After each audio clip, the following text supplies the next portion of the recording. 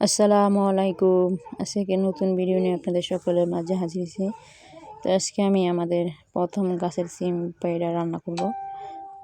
তো সিম আলু নিয়ে নিয়েছি, এখন আমি ধুয়ে নেব। তো আজকে পাবদা মাছ দিয়ে রান্না করব। আমি প্রথম ফুলকপি ভাজিগুলো সিদ্ধ করে নেব, আলু দিয়ে ফুলকপি ভাজি করব। এখন আমার প্রায় সিদ্ধ হয়েছে, এখন আমি ফুলকপিগুলো ভাজি করে নেব। তেল পেঁয়াজ হলুদ দিয়ে দিছি, এখন আমি সব ভাজিগুলো দিয়ে দিছি। তো এভাবে আমার এখন প্রায় ভাজি হয়ে আসছে, এখন আমি ধনিয়া পাতা দিয়ে দিছি। তো এইভাবে আমার প্রায় রান্না হয়েছে, এখন আমি নামিয়ে নেব। তো এখন আমি মাছগুলো প্রথম ভাজিয়ে নেব, তার জন্য কড়াইতে তেল দিয়ে দিছি। তো এখন আমি মাছগুলো দিয়ে দিছি, এইভাবে আমি মাছ ভাজিয়ে নেব।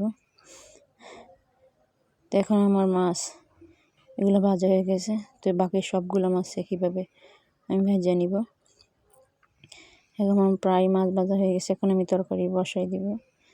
তার জন্য কড়াইতে তেল পেঁয়াজ দিয়ে দিচ্ছি এভাবে। এখন আমি আদা রসুন বাটা দিয়ে দিছি, সামান্য একটু পানি দিয়ে দিব, হলুদ মরিচ দিয়ে দিছি, এভাবে কিছুক্ষণ কষিয়ে নিব। এখন আমার প্রায় কষানো হয়েছে, এখন আমি তরকারিগুলো দিয়ে দিব। তরকারিগুলো দিয়ে দিছি, এভাবে একটু সামান্য একটু পানি দিয়ে আবারও কষিয়ে নিব, সিদ্ধ করে নিব। এখন আমার প্রায় কষানো হয়ে গেছে, এখন আমি তরকারি ঝোলের জন্য পানি দিয়ে দিব। তারপর পানি দিয়ে দিয়েছি, এখন আমি মাছগুলো দিয়েছি। এখন আমার প্রায় মাছ তরকারি হয়ে আসছে, এখন আমি ধনিয়া পাতা দিয়ে দেব।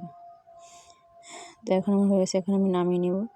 তো আজকের মতন আমার এখানে ভিডিও শেষ। নেক্সট ভালো কোনো ভিডিও নিয়ে আপনাদের সকলের মাঝে হাজির হবো। সেই পর্যন্ত সকলে ভালো থাকবেন, আমাকে সকলে সাপোর্ট করবেন, লাইক করবেন, কমেন্ট করবেন, শেয়ার করবেন। আর আমার শরীরটা একটু ভালো না, তার জন্য আমার বয়সগুলো ভালো আসতেছে না, জ্বর। তো আল্লাহ হাফেজ।